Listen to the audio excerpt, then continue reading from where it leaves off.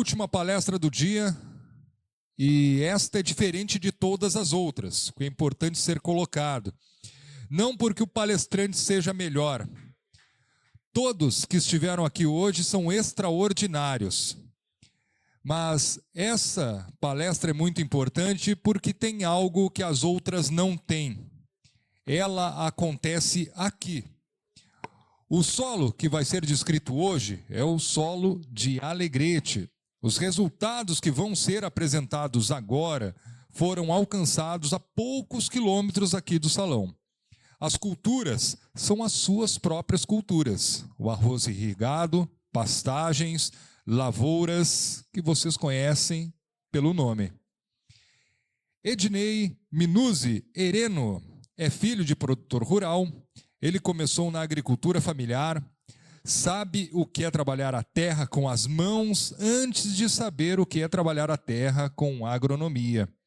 Cursou engenharia agronômica na PUC, é técnico em agricultura pela IAFA, MBA em Business Intuition e Negócios, MBA em Ciências da Mente e Liderança Humanizada.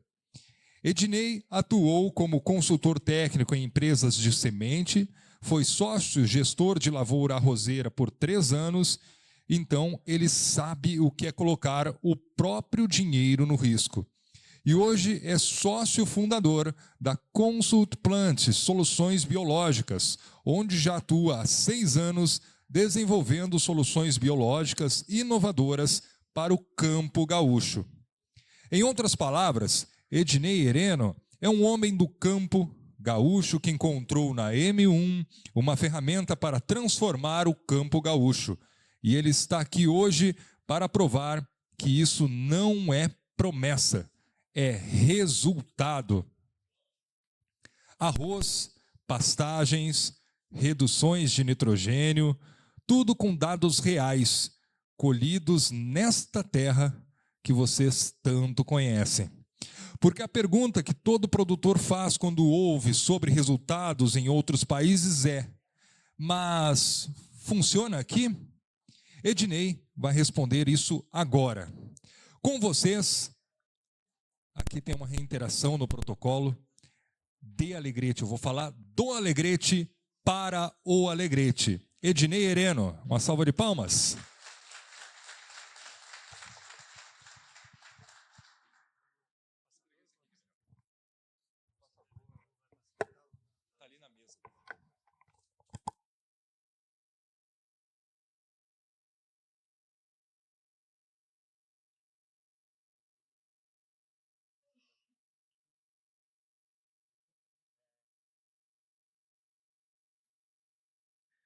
Boa tarde a todos. Então, aqui é uma grande responsabilidade, né, depois de todas essas palestras que a gente vem acompanhando aí, mas a ideia aqui é apresentar dados reais aqui da nossa região, colocar alguns pensamentos na cabeça de vocês, assim, para avaliações, né? Então, a gente vem fazendo um trabalho aí de formiguinha, aos poucos, a cada ano aí, e adaptando dosagens, vendo qual dosagem entrega um resultado econômico final melhor, né? Que esse é o intuito. Não só ter um resultado, mas qual é o melhor gap ali de resultado dentro vamos dizer assim, dentro dos testes que a gente vem fazendo. E ainda a gente não está vamos dizer, não é uma receita. Isso aqui a gente vai, com tudo troca que a gente teve esses dias aí com o pessoal de fora, a gente já está vendo outras oportunidades de utilização, outras formas de a gente melhorar ainda mais os resultados que a gente vem colhendo. Então, é uma evolução constante como o M é muito versátil, a gente consegue fazer essas adaptações, né? Aqui, então, é só para contextualizar, porque a gente, às vezes, acha que a planta é só uma planta, né? A gente esquece que tem todo o ambiente na volta dela, que pode se chamar de microbioma, que interage diretamente com ela. A própria chuva, o ar, tudo tem biologia. Então, se a planta estiver fraca e tiver um fungo passando no ar, ela vai atacar a planta. Se essa planta estiver mais forte, ela estiver com os micro-organismos equilibrados na folha dela e no como, o patógeno não vai conseguir entrar. Então, esse é um ponto que a gente tem que estar cuidando. tem, vamos dizer assim, tem inóculo de fungo às vezes na região. Se a minha planta estiver muito bem preparada, talvez esse inóculo não consiga entrar nela. Se ela estiver bem nutrida, bem equilibrada, ela vai conseguir ela mesma se defender, e até de insetos, né? Então a gente tem esse microbioma em todo coisa, no solo, e cada ponto da planta tem um microbioma específico, e cada genética também tem um microbioma da planta específico. Então pega o trigo mesmo, o melhoramento genético elevou a produtividade dela, mas reduziu muito a diversidade de micro-organismos. O que aconteceu? O trigo é muito sensível à doença. Aumentou a produção, mas ele precisa muito químico. E aí chega o final, tu gasta um monte e no fim não adianta produzir, tu gasta mais do que tu produz. Então, hoje até muitos melhoristas já estão voltando atrás nesses estudos justamente para que não tenha só produção, mas também tenha a resistência, né? Então, aqui o solo é um organismo vivo, pelo menos deveria ser, né? Deveria ser. E esse organismo vivo tem a capacidade de interagir com a nossa planta, qualquer planta, ou os animais que a gente tem ali naquela terra. E se a gente pensar em volume de biologia, então, se a gente pensar 1 grama tem 50 bilhões de micro-organismos. E vai ter esses 50 bilhões ou benéficos ou patógenos, né? E esse é o gap, né? Às vezes tu chega com a tecnologia, um biólogo, esse biológico meu faz isso.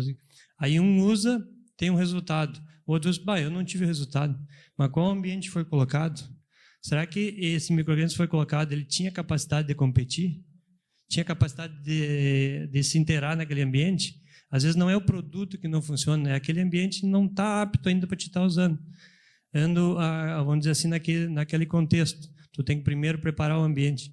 Muitos pesquisadores têm batido muito, tem que regular pH, tem que regular coisa. Às vezes não adianta regular pH se tu tiver uma condição patogênica muito severa. Tu tem que preparar o ambiente, e aí nesse sentido a tecnologia M1 tem essa função muito grande. Tu preparar o ambiente para te colher outros resultados muito maiores com a própria biologia que tu está usando. Às vezes tu está usando vários biológicos, mas ele não está te respondendo tão bem. Quando entra com a biologia, ele exponencializa o resultado que tu está tendo, que tu já está usando. Por quê? Porque o EM dá condições daquele micro-organismo atuar, né? Então, a gente tem que ter bem consciência disso aí. Aqui uns questionamentos importantes. O biológico que você vai aplicar é aeróbico ou anaeróbico? Isso aí a gente tem que se perguntar. Vem muito produto, como os guris já disse, o próprio Rogério disse, é o boom do biológico, aí, vamos usar biológico, tá. Que condição? Qual biológico? Para que cultura? Por que eu vou usar? Então a gente tem que se perguntar, ele ele é aeróbico, eu vou botar no arroz. Qual é a lógica? É para enraizar inicial, um azospirina, enraizamento, tudo bem, vai ajudar, vai dar um enraizamento, botou água, tu sabe que desativou. Então tem que saber qual é a adaptação desse organismo para o ambiente que tu vai trabalhar. Ele sobrevive em ambientes ácidos e salinos? Eu tenho um ambiente ácido, tem muitos que não... meu pH é 5. Aí tu vai ver, tem muitos micro-organismos que não aguentam esse ambiente. Aí está adiantando eu botar? Quem sabe eu estou aumentando só custo para dizer que eu estou usando biológico? A gente tem que se perguntar isso. Ou que, na verdade, questionar quem está te vendendo. Esse produto eu posso botar, meu solo é esse. Por isso que o pessoal bateu muito aí, análise de solo, saber o que tu tá, saber o ambiente que tu está colocando aquele micro-organismo. Qual a sua capacidade competitiva em relação a micro-organismos nativos e patógenos? A gente não pode esquecer isso. A gente tem uma biologia nativa naquele solo, benéfica e maléfica, e tem os patógenos. Qual é a capacidade daquele micro-organismo que eu estou botando de competir? Ele consegue competir com outro? Porque tu pega ele 50 bilhões, eu boto 1 milhão lá, 2 milhões, 10 milhões, com 50 bi, será que ele vai fazer alguma coisa? Ele tem capacidade? A maior parte não tem essa capacidade. E aí que muitos acabam não entregando o resultado que é esperado, produtor. Não que o produto não funcione, mas ele naquele ambiente não tem condições. O pessoal do Paraguai tem, em conversas, a gente sabe, eles vinham já usando vários biológicos ali, foi fazendo em multiplicação, E não vinha aparecendo na lavoura. Usava tricoderma 4, 5 anos, não aparecia. Começou a usar M no segundo ano, começou a aparecer tricoderma por tudo. Não tinha condições. Mesmo a tricoderma, que era super agressivo, que pode se tornar um patógeno também, se tu usar demais, se não regular, mas ele também tu não percebia na palhada, porque o deu tão inóspito que era o ambiente, ele não conseguia atuar. E aí o que acontece? Aí tu usa biológico, depois tu diz, não funciona, só gastei. E realmente gastou e não funcionou. Tá, mas e por quê? Ninguém te diz por quê. Então, como é uma coisa nova, falta conhecimento, né? E às vezes falta conhecimento dos próprios consultores. E esse é um detalhe que vamos dizer assim, é muito mais fácil tu trabalhar com químico, né? Químico é a receitinha, pá. Biológico, tu tem que entender um monte de coisa, não é só o produto. Não é só, esse produto faz isso. Não. Para quê? Aí tu tem que analisar cliente a cliente. Por isso que, vamos dizer assim, não sabia, vários produtores me falam, não sabia que existia produto, já vende há 6 anos. Porque, na verdade, desde quando eu conversei com a Paola, eu disse, eu não tenho condições de sair vendendo muita coisa, vamos fazendo aos poucos. Também eu queria conhecer o produto, porque a gente também, eu prezo muito pelo nome, né? Nome da família e coisa. Então, eu não vou chegar e colocar alguma coisa que vai queimar o meu nome. Primeiro, meu nome, e eu não quero dar um prejuízo ao produtor, né?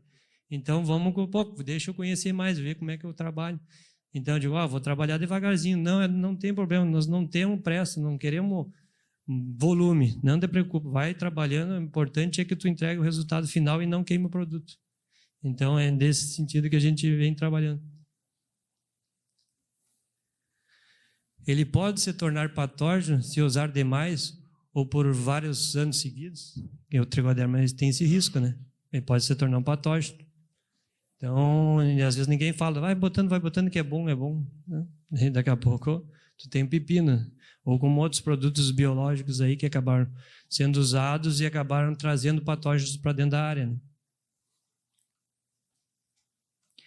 Ele resiste a resíduos de produtos químicos. Eu estou com manejo químico na minha área lá. Pode botar, não tem problema. Aí tu botou o biológico, já botou o químico, ele pá. Daí o que aconteceu?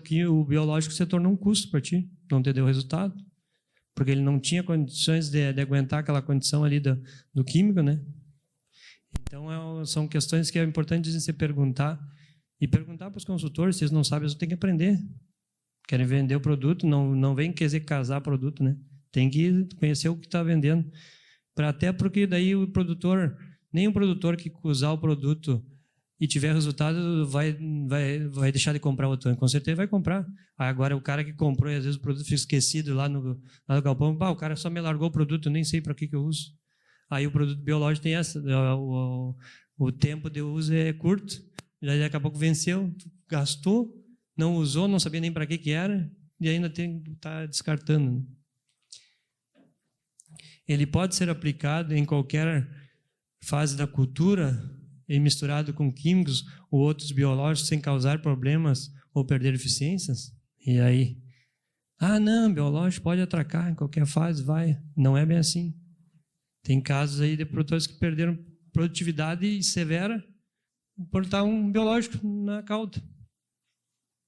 Não, pode botar todo o ciclo. Mas é um metarrismo, não sei o quê. Aí qual é o metabólito? Quando tu produz um biológico, normalmente ele tem um metabólito junto. E esse metabólito às vezes tem efeitos fisiológicos, vegetativos. Aí tu bota lá no final da cultura, ele enlouquece a soja, em vez de terminar, encher o grão, ele começa a vegetar. E aí, pode você usar? Não, pode botar que tudo é bom. Não é bem assim. Tem que conhecer o produto, conhecer os efeitos dele, ver se dá para misturar com qualquer coisa. Então, nesse sentido, se eu pegar tudo isso aí, nesse sentido, foi uma das coisas que, durante uma live do próprio Rogério, eu escutei ele falando um pouco e eu vi essas coisas. Bueno, ele consegue fazer quase tudo isso. Tem dose, tem jeito, mas ele é altamente competitivo. Ele regula o meio que está com patogênico para outros micro-organismos. Ele consegue competir com outros patogênicos, suprimindo, né? Então, ele é resistente à temperatura, já esqueci de botar, porque daí tem uns que é mais sensível à temperatura, ele é bem mais resistente à temperatura que os outros. Tem uns que tu não pode, levou a 40 graus, já acabou. O EM já aguenta até 60 graus. Então, essa capacidade de adaptação, de tu conseguir colocar um produto, encaixar no teu manejo, né? E essa flexibilidade do EM, para mim, é a maior ferramenta que tem dele. Porque a maior parte, nem tudo tu pode fazer junto, ou misturado, ou momento, né? E aí tu chega no produtor, às vezes o produtor não tem condições de encaixar aquele produto na necessidade que aquele produto precisa. Aí tu vai gerar um problema para ele encaixar, ou ele vai aplicar em momento errado e vai virar um custo aquilo, não vai ter resultado. Aqui, só para contextualizar um pouco da base do EM, que ele é uma solução probiótica, né? Então, o que ele faz na realidade, quando ele tem contato com a matéria orgânica? Ele transforma, porque uma coisa é tu ter massa, e outra coisa é tu ter matéria orgânica. Eu fiz uma palhada lá, 10, 20 toneladas. Tá, mas e quem te garante que aquelas 20 toneladas vai ser convertida em matéria orgânica? O que interessa é matéria orgânica. Palhada, tudo bem, a palhada é interessante ter por cima, mas é mais nos solos em sequeiro, ou solos mais drenados, para ti também regular a temperatura e não ter diretamente o sol incidindo. Só que aquilo ali ele vai oxidar, se ele não tiver biologia benéfica ali para fermentar, ele vai oxidar. E se oxidou, gera gases. A gente vê muito em lavoura da arroz, entra na soca ali, aquele fedorão, né? É a tua palhada ali, daqui a pouco tu produziu 13 toneladas verde aí, de grão, tu produziu 13 toneladas de palha. Aí tu chega, entra na lavoura, aquele fedorão, tá ali, ó, tá indo, tua palhada tá indo tudo embora. Aí o outro ano, tu vai tirar uma análise de solo, o troço só piora, tu botou uma adubação absurda, e a coisa tu tem que cada vez botar mais. Por quê? Porque está indo embora. Tu não está aproveitando aquela palhada ali que ficou. E essa é a grande função do EM, é transformar por fermentação essa palhada realmente em aminoácidos, enzimas e vitaminas. Esses aminoácidos, enzimas e vitaminas são componentes que estimulam a biologia benéfica, que daí sim o teu solo ali que tinha vamos dizer assim, muito micro-organismos que estavam inertes, que não tinham condições, passam a aparecer do nada. O que aconteceu? Que mágica é essa? Não apliquei isso aí. Como é que tem tricoderma na minha área? 2, 3 anos depois de estar manejando. Por quê? Porque o EM, com a fermentação da matéria orgânica, com a fermentação dessa massa, ele gerou um ambiente, gerou alimento para esses micro-organismos benéficos, né? E essa é a chave. Então, vamos para os resultados aqui. Aqui só alguns exemplos em enraizamento, né, de soja. Isso aqui são áreas de pivô que vai pecuária. Esse aqui é do ano passado. Essas duas são do ano passado, não dessa safra da outra. Esse aqui tem um pouco mais em cima, porque tinha sido uma área que tinha sido preparada um ano antes, com grade e coisa. Mas uma característica normal das duas é pivotante. Aquela área de lá é uma área que já está com 4 anos estava com 4 anos de M1, só no suco de plantio, e gado em cima sempre no inverno. E aí a compactação, esse gado em cima da área. Mas cadê a compactação? Olha a raiz. A gente teve a oportunidade de estar andando nessa área aí com o pessoal, arrancando a soqueira lá do soja, depois eu vou mostrar, tudo 20 centímetros, arrancava assim com a mão, sobrava ainda, já tinha apodrecido um pouco, né? Ainda tinha 20 centímetros. Então, é o que tu não vê. Então, qual é o efeito da biologia também, do EM no suco ali? Ele tem um efeito dessa pivotante também. Aí eu não sei te explicar o que acontece, mas que as pivotantes, que é muito mais agressiva a raiz quando a gente tem o suco, no EM no suco, com certeza. Aqui foi um tratamento só de semente. Ali já é foto desse ano, da soca, olha a raiz pivotante ali. Já tu conseguir puxar assim sem e não arrebentar, né? E bem da ponta lá, mesmo com manejo químico da área, estou usando manejo normal químico, só o EM no suco, minhoca, bastante minhoca para arrancar, o petro já 2 minhocas na raiz. E Essa semana que eu andei andando ali para fazer fiz essas fotos, estava mais úmida agora, nós andamos na área, ela já estava mais baixa, baixou a umidade, né? Aí a minhoca vai junto, mas como a umidade aquele dia estava, você faz uns 20 dias atrás, estava boa a umidade, ela estava ali, lá em cima. Tu vê, então, é a região que sofre mais com os herbicidas. E se ela está ali é porque o resíduo não, vamos dizer assim, não está inibindo a ação dela, né? Aqui alguns resultados, umas áreas com um problema de nematóide, daí você tem um pivô, a de cima é um pivô, a de baixo está em reboleiro, assim.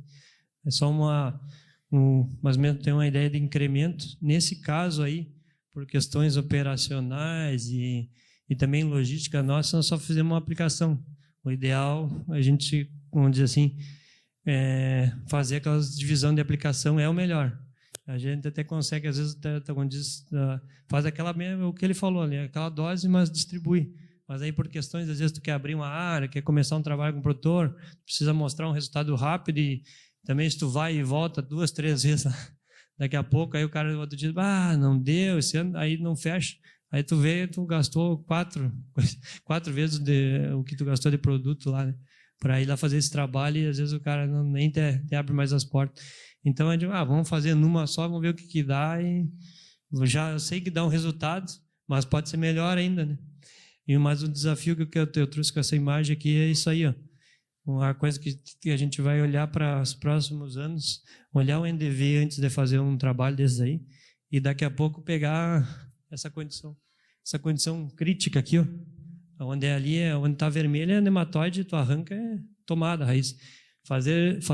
Aí conseguir, porque o que acontece? Nós vemos fora a fora e tu pega a parte boa e ruim, né? Aí fica ruim até tu saber se o resultado que deu de produção podia ser, talvez o meu podia ser mais ou bem menos. Depende da mancha que eu peguei ali. Então, daqui a pouco pega uma bem crítica, faz com isso, aí sim a gente vai ter uma ideia do quanto vai suprimir essa questão do nematóide, né? Aqui outro exemplo de uma pastagem. O produtor queria plantar a gente pensou nessa pastagem por 2 motivos. Esse era uma área que ele tinha sido arroz no outro ano, aí ficou parado. Terminou o arroz da soca, ele botou um azevém e aí só me disse, o azevém não veio, ficou um fiapo lá, não tive quase azevém. E aí digo, isso aí tem resíduo, provavelmente tem resíduo herbicida, nós vamos ter que dar uma preparada nessa terra, ele já tinha sido só passado um trigo, agora a gente dá um tie degrada e vamos manejar com a M1 para ver se diminui esse resíduo aí. E aí não vou nem trabalhar com adubação, vamos só trabalhar com esse manejo para o próprio micro-organismo ajudar a levantar, porque já era uma pastagem final de janeiro, então já não ia ter muito como tirar dela, né? Mas só que nós queríamos já criar um ambiente para o próprio azevém, que é o próximo que a gente semeou depois, mas também já ir tirando esse resíduo aí, e ainda deu para, rapidinho, 15 dias, deu para nós, vamos dizer assim, ainda botar um gado ali e ainda tirar, ainda até esses dias atrás, ainda antes dos frios maiores, aí deu para aproveitar aí umas 3 pastejos ali, terminar uns terneiros. Ainda rendeu. Mas já deixamos um ambiente muito melhor para o azevém, né? Já tratamos o solo, o EM também tem esse poder de reduzir os resíduos químicos, né? Então, vamos avaliar esse ano como é que vai ser esse azevém em relação ao ano passado. Nós já demos uma condição também de solo melhor, né? Emparelhamos um pouco aquela área, mas já botei uma planta aí que vai dar ciclado, então já fomos melhorando o sistema, provavelmente a gente vai ter um azevém de bem menor qualidade. Aqui é um exemplo no arroz do M-nitro, o que a gente fez alguns trabalhos da M-nitro, o pessoal estava me perguntando algumas áreas, mas é um produto muito técnico e, como eu disse, a nossa responsabilidade sobre o resultado é muito grande. Se ele não tiver nos padrões, ele pode dar um afito, sim, e ele não pode ser misturado.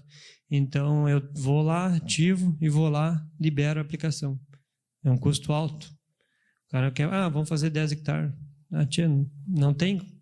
Então, preço para abrir, só que eu não corro o risco de deixar, não, vou lá e pode fazer 10 mil, eu não vou olhar.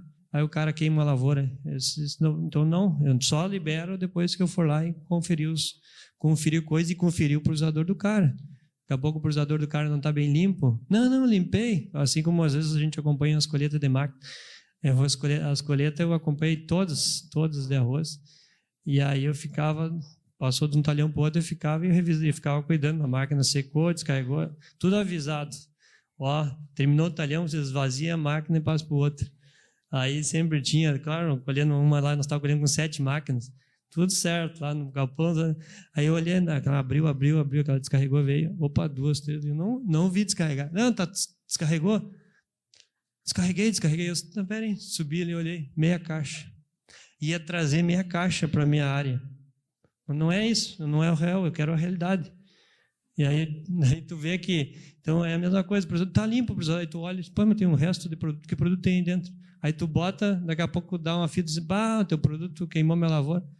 E às vezes é só o cara que não limpou o processador como deveria. Então, por questão da responsabilidade, eu estou indo bem devagarzinho com quem realmente quer fazer um trabalho sério com o M-Nitro, porque eu sei que é uma ferramenta que entrega um baita resultado, mas também tem um risco. Tem um risco de causar um grande prejuízo para o produtor se for feito da forma errada. Aqui, no caso, a gente tinha preparado esse produto para fazer numa pastagem, e aí deu a seca, a pastagem travou, aí eu fui lá avaliamos a área de arroz, e olha, a pastagem já estava com quase 30 dias de seca, a chance de nós ter um retorno disso aí, com uma planta estressada, absorver e entregar resultado com o produto é muito pequeno. Aí nós conversamos, meu produtor, direcionamos para a área de arroz. O que tinha acontecido? Tinha dado aquele frio, né? Tinha sapecado, não sei se dá bem para ver, mas sapecou as folhas, né? Vocês que deu lavoura, sabe? Queimou as folhas naquele frio que deu ali em janeiro. E aí digo, vamos meter no arroz, hein? Ajudar em enchimento. Vamos dizer assim, a gente não tem um número certo de quanto que retorna, e a gente até marcou para fazer esse número, mas na correria da colheita não conseguimos colher, e até eu não gosto, eu confesso que eu não gosto muito de colher quadrinho, eu gosto de colher a realidade da lavoura, né? Mas aí também não deu nem o quadrinho, não conseguimos colher, mas aí nós fizemos essa aplicação, eu tirei as análises, digo, vamos olhar a folha, vamos ver, já vai servir para nós, para ter uma ideia como é que foi a nutrição da lavoura, e vamos ver o que converteu para a folha, né? Aqui é um vídeo, não sei se deu para se perceber. Eles botemos isso aí uma semana depois, o cara fez o vídeo. Estava amarela a lavoura e olha a mancha onde nós deixamos a coisa, seguiu queimado. Renovou, por isso que a rapidez da resposta do M-Nitro é 3 dias até ele estar na planta. Então, uma semana depois, verdejou aquele arroz. Só estava amarelo onde nós botamos uma lona para não pegar o produto. Então, já deu um efeito visual rapidamente, com certeza isso aí vai repercutir no enchimento de grão. E aí vamos para as análises. Então, as análises foliar ali eu acabei fazendo 15 dias após a aplicação. Aqui, testemunha, 23,4 de nitrogênio, o M-Nitro é nitrogênio, né? 38. Será que aumentou o nitrogênio na folha? Será que isso aí não vai repercutir em peso? Será que vai dar mais produção? A gente não fez o dado, mas o visual a gente já teve e é bem expressivo. Se tu pegar, pelo que mostra o DRIS, o ideal seria mínimo 25, máximo 42. Nós quase chegamos no máximo ideal, que o DRIS considera nível de nitrogênio da folha para o arroz. Eu cortei aqui embaixo, mas ele bota 25 a 42. Então, aqui estava abaixo, estava crítico já. Então, quer dizer que mesmo com a adubação que a gente fez de base e uma de cobertura, estava faltando nitrogênio ainda. Ia faltar para encher grão, ou peso de grão. E aí, quando nós fomos quase com o ideal máximo ali, que é 42, nós fomos a 38. Então, provavelmente, isso aí vai repercutir no peso, né? Aqui, entrando nos resultados da que a gente chama ativação biológica, nos resultados de arroz. Aqui, no caso, nós tínhamos feito no ano passado umas áreas pré-emergência e pós, e tinha dado meio parecido. Aí nós fizemos novamente, Fizemos até um teste aqui com o cliente com 60 dias antes do plantio sobre um azevém, antes até de Itaipá, só para ver. Tivemos um incremento de produtividade médio de 7 sacos, mas aí tu vai para o retorno com investimento, complicado, né? Pagou o custo só, aí não ganha só, vamos dizer só eu ganho dinheiro, o produtor não ganha, ou ganha muito pouco, não me interessa, né?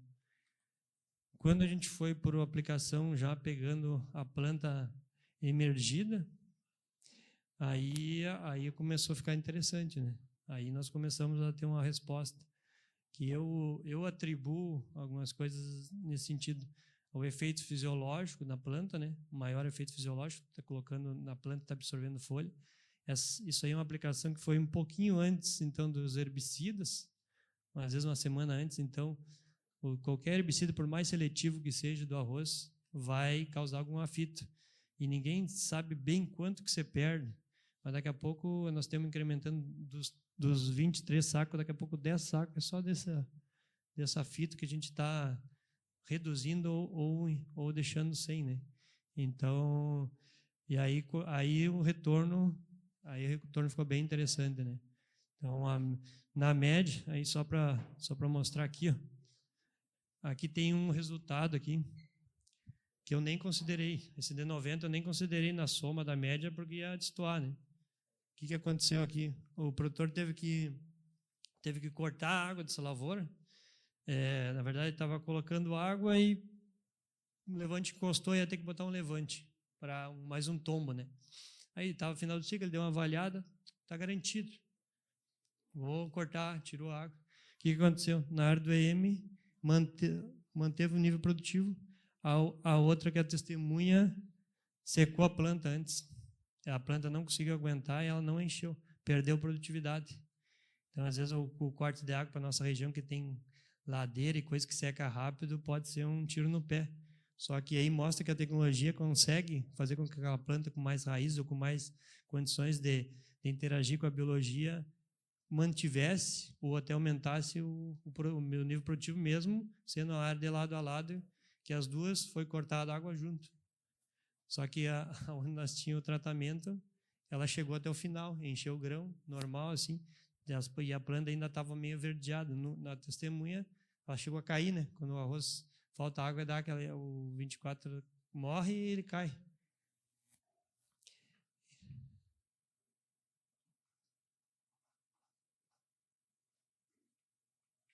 Aí é só o cálculo maior, só para ter uma ideia. Então, mas cada R$1 investido, no caso, nesse manejo, retornou 3,38. Né? Ou então, 238% de rentabilidade no valor investido. Aqui, só umas observações que a gente fez. Algumas deu para a gente conseguir no NDVI, que no caso a gente tinha tratado dessa área, e mais 5 hectares aqui. Ó. O NDVI mostrou bem direitinho a área ali e os 5 hectares na ponta da outra. Então, deu a causa de pegar bem naquela semana, assim, estava tudo maturando. Então, e aí a gente observou em algumas lavouras, isso aí foi visual. Os próprios maquininhos diziam, mas a folha parece estar viva, assim, tem uma cor diferente na folha, outra mais queimada, outra mostrando que o que acontece? Aquela planta ainda estava ciclando, ela estava o quê? Transferindo, vamos dizer, nutriente ainda para o grão. E aí tem mais um efeito de enchimento de grão. Outra coisa que a gente notava, algumas áreas, principalmente aquelas ali que deu 30 e poucos sacos a mais, ela estava meio escorando, algumas deitadas. Mas teu produto tá fazendo deitar minha lavoura? Não, é que a lavoura estava no limite da cultivar, com a 380 seco, a lavoura de 13 mil quilos verde, 13 mil e pouco. E aí daqui a pouco uma ali tinha um pouquinho mais de semente. Então, ele estava deitando porque ela estava no limite, não que a tecnologia, mas sim porque deu peso do grão, ele estava pesado e ele estava acamando. Né? E ali a panícula ali do arroz, essa aí foi uma área que, se eu não me engano, produziu, essa aí foi 427 seco, né, no arroz. Essa panículazinha pequena aí, né? Essa panículazinha pequena aí. E aí o ponto importante dessa panícula é isso aí, é olhar a base dela e tá a base cheia. Que a gente sabe que o arroz começa a encher da ponta para a base. E às vezes falta nutriente na base e aí está o xoxo. Então, essa aí não tinha xoxo, né? Então, tu vê o potencial da cultivar, né, em resultado. Isso aí foi até colhido mais verde. Verde deu, tem que fazer a conta, deu 530, 520, se não me engano, verde. Por quadra, né? Acho que dá 14 e pouco, né? Desafios e oportunidades. Custo elevado da adubação é um desafio para qualquer produtor. Pensar nessa safra e o que vai fazer, faz a conta e se pensar pelo preço de hoje não precisa nem fazer conta. Preço do adubo hoje, preço do arroz, não precisa fazer conta. De soja está muito parecido. O Rogério mostrou os números ali, milho também, tudo está meio nessa linha. Mas se tu olhar com a perspectiva, bueno, vai estar um preço maior lá na colheita, bueno, aí tu sabe que, bueno, você vai estar lá, tu consegue fazer uma projeção, mas é aquela, como diz quando ele botou ali, como o Rogério botou os custos, a projeção, tu ia olhar no meio, no intermediário, quase com um certo otimismo, né, de preço. Mas é um desafio para o produtor fazer esse cálculo aí e conseguir encaixar nesse preço. Vai fazer porque acredito que o preço vai melhorar, até porque o que acontece? Muitos produtores não vão conseguir fazer só lavoura esse ano, ou vão fazer com menos tecnologia. E esse ano, essa safra passada, que a gente fez várias, algumas não deu para colher, mas tudo aquilo que a gente conseguiu colher, acompanhamos, colheita. E ali, se vocês viram o tamanho das áreas, a gente, só para eu até não frisei ali, a gente não gosta de escolher uma, que é a parcelinha aqui, porque era uma parceria que com uma consultoria e a metodologia deles era colher de macro. Senão a gente colhe áreas representativas, né? 20, 30 hectares, 10 hectares, 5 hectares, que dê uma segurança para o produtor dizer, realmente, essa aqui é a realidade da minha lavoura. Não é canteirinho, não vou lá colher um metro linear. Como é que tu escolhe o metro linear que é compatível com as duas áreas? Então, a gente sempre procura fazer, às vezes incomoda o produtor, não, então vamos fazer. Vamos fazer, não, vamos fazer 25 hectares. Mas 25, eu vou testar. 25 hectares, depois no final, se a gente conseguir mínimo 10, a gente consegue tirar para uma área e para outra. Claro, a gente tem que procurar sempre pegar uma área que seja representativa para os dois lados, né? Mas aí tu tem uma possibilidade de colher uns 10 hectares. É bem mais complexo tu acompanhar. Tem áreas que a gente voltou 2 vezes lá, mas vamos lá, quando terminou aqui, seca as máquinas, bota no caminhão, ou parou aqui, completou esse caminhão, para aí, vou lá e meço de novo o que sobrou, para a gente ter dados confiáveis, tanto para o produtor como para mim. Como é que eu vou chegar para o produtor? Meu produto pode te entregar tanto. Tem a realidade da lavoura? Não. E realmente, hoje a gente sabe, ele pode entregar isso, pode entregar mais até. Então, aí depende do manejo. Mas aí tem diferentes, vamos dizer assim, diferentes níveis tecnológicos das lavouras. E aí a gente vê quem baixou o nível tecnológico esse ano, infelizmente, perdeu produtividade, né? Então, é um desafio muito grande esse ano em relação a essa questão de custo de adubação. E aí, essa questão ali, esse incremento, quem sabe o produtor vai ter que diminuir um pouco, e esse incremento de produtividade que o EM deu, quem sabe seja um incremento para ele conseguir manter, com aquela adubação um pouquinho mais baixa, manter um nível produtivo razoável, entendeu? Para a ciclagem de nutrientes, por essa resposta que ele está dando. É o ninho, mas além do problema do custo, não é o ninho aí, que a gente sabe no arroz, produtividade cai, por causa da luminosidade, né? E aí, é um problema, é uma dificuldade, mas é uma oportunidade. Quando a gente vai com a condição de sair, o efeito do micro-organismo é maior. A planta estressa mais, ela libera mais exudado para pedir ajuda. Só que ela tem que ter os bichinhos ali, como diz, para ajudar ela. Se não tiver os bichinhos para ajudar, ela vai só gastar energia, vai ficar estressada. Normalmente, o que a gente observa no ano de El Niño plantas bastante estioladas, pouco perfil. E aí impacta na produtividade, principalmente por panículas por metro quadrado. É o que mais nota. Teve um último ano que teve uma condição de bastante chuva, eu acho que setembro, foi outubro, acho. tinha as lavouras de setembro que a gente vinha manejando, faz uns 3 ou 4 anos agora isso aí, e a gente notou isso aí. Aquela que a gente vinha manejando, ela estava normal. Ela estava um pouquinho mais baixa, mas estava perfilhada, estava com 2, 3 perfilhos, porque chegou na hora do perfilho, ela estava com 2, 3 perfilhos. A outra estava comprida e não tinha perfilho. Por causa que estava sentindo mais essa condição. A planta queria, vamos dizer assim, queria colocar perfilho, mas a condição climática e a interação que ela estava fazendo com aquele ambiente não possibilitava ela de ter os nutrientes ou os metabólitos ou vamos dizer, os hormônios necessários para que ela pudesse colocar, por causa que o clima não deixava, né? Estresse fisiológico, estiolamento de planta, menor perfilhamento. Esse aí já comentei, né? Maior fitotoxicidade de pré-emergente. Normal, né? Um pré-emergente para a planta, por mais que tenha seletividade do herbicida, quando tu tem pouca luz, aumenta o problema de... Aí, um ano o gamite não fez nada, não segurou nada, nem abranqueou meu arroz. Aí o outro ano quase mata a lavoura. Mas tem uma condição, às vezes, climática diferente. E aí é outro desafio, mas também outra oportunidade. O micro-organismo, como eu disse, é uma observação nossa que eu acredito que a gente está reduzindo um pouco esse efeito dos herbicidas em relação quando a gente tem feito essa aplicação foliar, aí, pegando solo e planta, né? Então pode ser uma oportunidade de nós estar incrementando daqui a pouco, não digo assim que vai ser aqueles 20, 30 sacos, mas daqui a pouco em 6,5 ali que deu, daqui a pouco vai ser incremento de 8%, porque a produtividade vai mais baixa, mas vai incrementar 8 ou 9%, porque a situação vai ser muito mais complicada para o arroz esse ano do que o do ano passado. O estresse fisiológico da planta vai ser muito pior.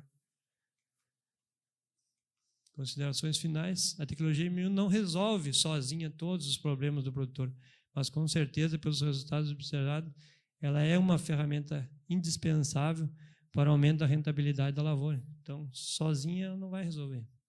Se tu tem problemas estruturais, de planejamento, de organização, de implantação na lavoura com qualidade, de irrigação, ela não vai fazer, ela pode até aumentar a produção, mas não vai ter garantir a rentabilidade. O que vai ter garantir a rentabilidade é as duas coisas.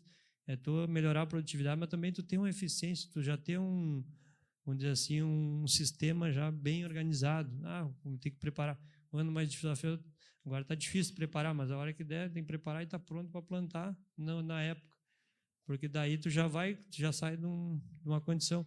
E aí, vamos dizer assim, tu vai ver as maiores incrementos foi nas lavouras mais produtivas, em número de sacos, né? Não nem rentabilidade. Tu vai jogar numa planilha aquelas aumentos de produtividade nas áreas que colheu menos, o aumento da rentabilidade é muito maior, porque a outra lavoura é ineficiente. A lavoura que é mais eficiente, ela também entregou mais sacos. Não quer dizer que entregou mais rentabilidade, porque ela já estava com um resultado econômico melhor, né? Então, é só um lembrete, não vai resolver problemas estruturais, mas dá para melhorar muita coisa. Temos desafios dentro da porteira, né? Isso aí que eu estava comentando, que pode melhorar, mas observamos que quando acontecem problemas no cultivo, a tecnologia minimiza essas percas e assegura maiores resultados. Foi isso aí que eu estava, no caso daquele produtor ali, ele não foi bem um problema, ele foi uma escolha, não vamos botar um levante lá, vamos deixar que tá pronta a lavoura, e acabou repercutindo naquele talhão ali, 100 sacos a menos, né, quase 90 sacos a menos. Com certeza, vamos dizer que 30 tenha sido da tecnologia e 70 ele perdeu porque realmente sentiu. Lembrando que boa parte do M1 permanece na área, necessitando menor dosagem na safra seguinte. Vamos dizer assim, o residual dele vai permanecer, por isso que o que acontece, conforme maior tempo de utilização, tu vai tendo uma melhoria mais significativa com o tempo, né? Começa a observar algumas questões estruturais do solo muito melhores, né? E outros dados que os próprios anteriores palestrantes apresentaram ali, de melhoria de fertilidade, melhoria para, vamos dizer assim, ciclagem de nutrientes. Então, isso aí pode... Aí outra questão, então quer dizer que se eu usar esse ano, no outro ano eu posso diminuir. sempre tem que avaliar qual é a necessidade do produtor, o que ele quer fazer. Vou diminuir um pouco esse, mas aí quem sabe tu mantém aquela dose e pode diminuir um pouco algum adubo. Aí tem que fazer aquela avaliação do que tem no solo para te tomar a decisão, né? Mas esse é o diferencial. Tu não perde todo aquele micro-organismo que foi aplicado. Não é um químico que tu aplicou uma vez e deu. Ele segue naquele ecossistema. Manejo biológico não é moda, é inovação, é a realidade que cresce esse ano com base em resultados estáveis. Então, não é à toa que na soja, nem vou estou falando assim no caso biológico em geral, não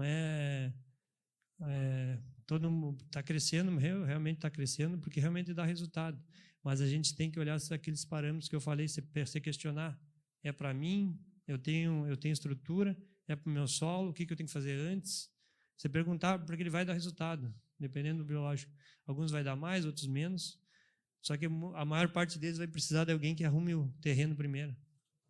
E às vezes, vamos dizer assim, é muito mais eficiente, como diz, tu arrumar o terreno com um micro-organismo que cria condições do que às vezes sai muito mais caro. Não vou corrigir esse pH, aí daqui a pouco tu precisa de 8 toneladas.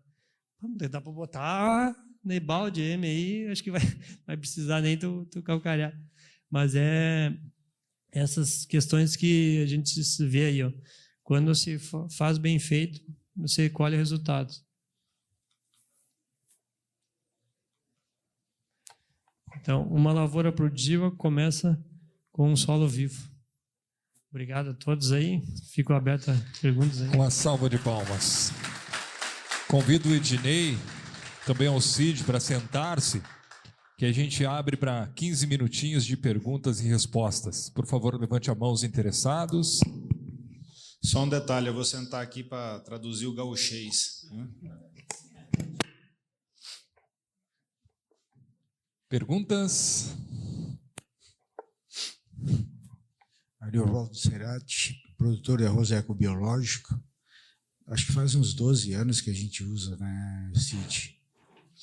Eu já comecei a usar EM no Uruguai e tenho, acho que, algumas considerações a fazer aos colegas da fronteira oeste.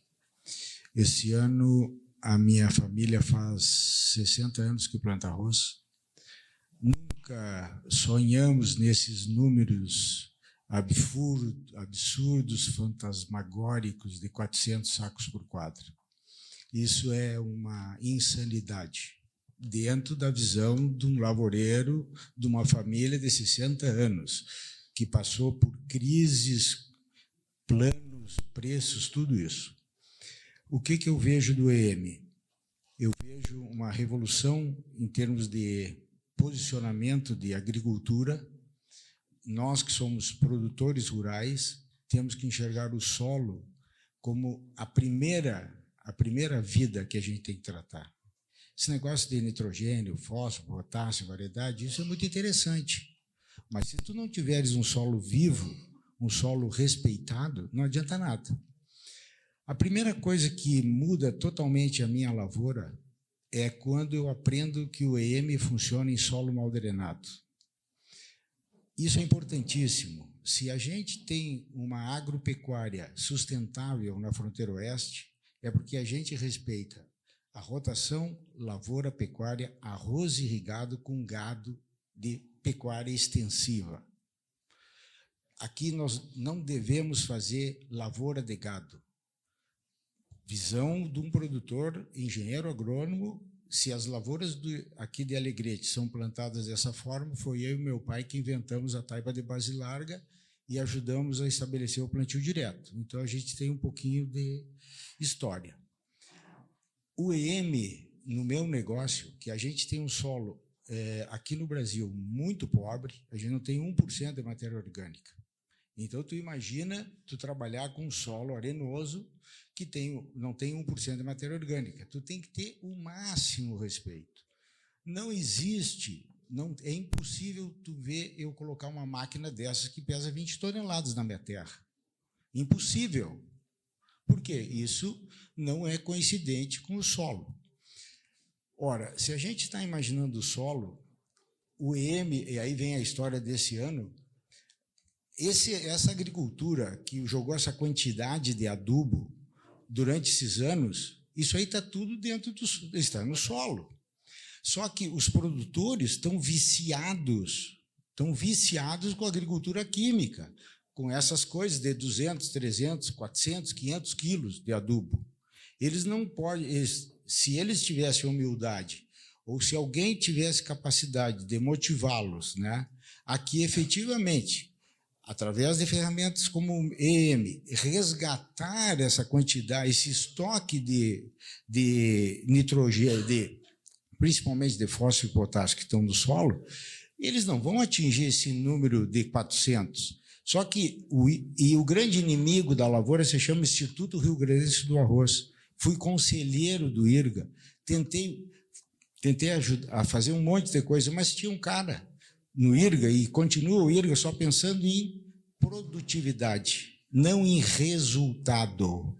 Lavoureiro precisa de resultado. Tem que parar com essa novela de 1.000 quilos, 2.000 quilos. Quanto sobra? Cada um tem uma realidade.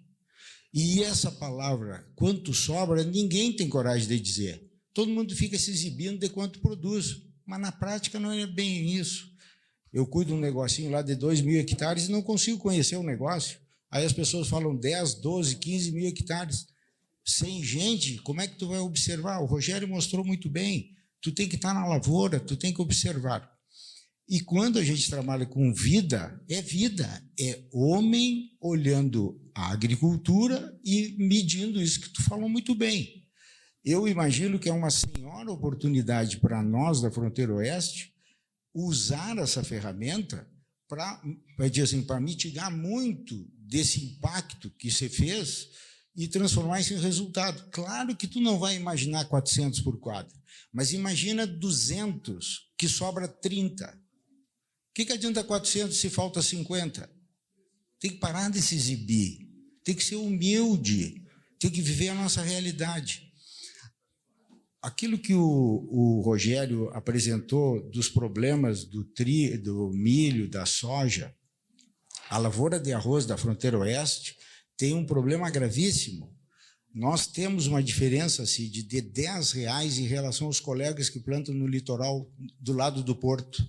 O arroz está 60, para eles está 70.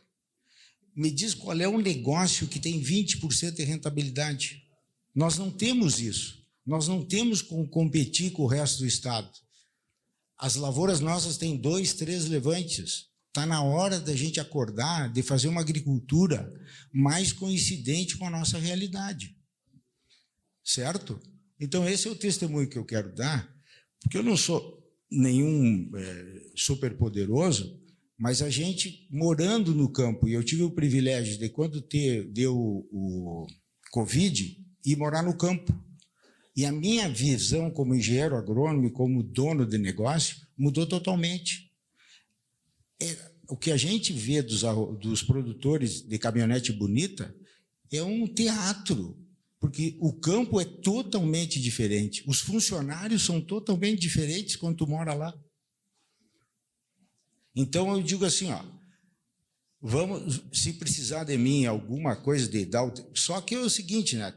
Tem que mudar o comportamento, mudar o paradigma. Tem que usar o EM como uma ferramenta para sobrevivência e esquecer esses números absurdos aí, ó, que contaminaram a cabeça do produtor. Então esse é o meu testemunho para ti, Cid, para ti, que eu acredito assim, ó, e uma coisa para terminar. Todo esse pacote que nos venderam e que tentaram vender de agricultura biológica, todas as palestras em Uruguaiana eu perguntava para eles, vocês sabem que a gente planta arroz irrigado em ambiente mal drenado? Ah, mas funciona. Meu amigo, tu coloca ar para multiplicar o teu micro-organismo. Eu vou colocar num ambiente anaeróbico. E aí, qual é, para mim, a grande virtude, e eu discordo um pouco de ti, da questão se tu pôr a EM todos os anos, se vai contaminar o solo. Como o EM é altamente ele produz muito antioxidantes, e qualquer manejo que a gente faça vai sempre agredir o solo e oxidar, eu imagino que esse ato a gente está botando probiótico. É que nem tu comer iogurte e dizer que aquilo ali vai fazer mal. Então, eu imagino assim, ó, que o EM, no nosso ambiente, olha quantos anos de judiaria, descompactação, de lavragem, de lavração, de excesso de pastoreio. O nosso ambiente ele está muito asfixiado do ponto de vista da compactação, mas ele é muito manejado aerobicamente. Quando tu diz, eu vou passar uma gradezinha, a gradezinha tem que ser muito, muito criteriosa, porque ela está oxidando o ambiente. E a gente tem o EM como um mitigador dessas práticas agrícolas que estragam o solo. Então, esse é o meu testemunho. O EM, assim, para o meu negócio, eu sobrevivo com o negócio, tentando resultado, mas sempre investindo no solo. A ferramenta que a gente tem é solo, não é trator, não é máquina, é solo. Então, tudo que tiver em coincidência, que a gente agregar vida ao solo, a gente agrega sustentabilidade. Obrigado.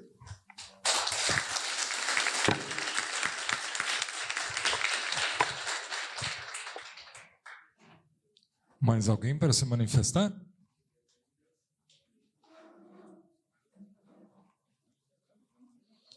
Alguma colocação a mais?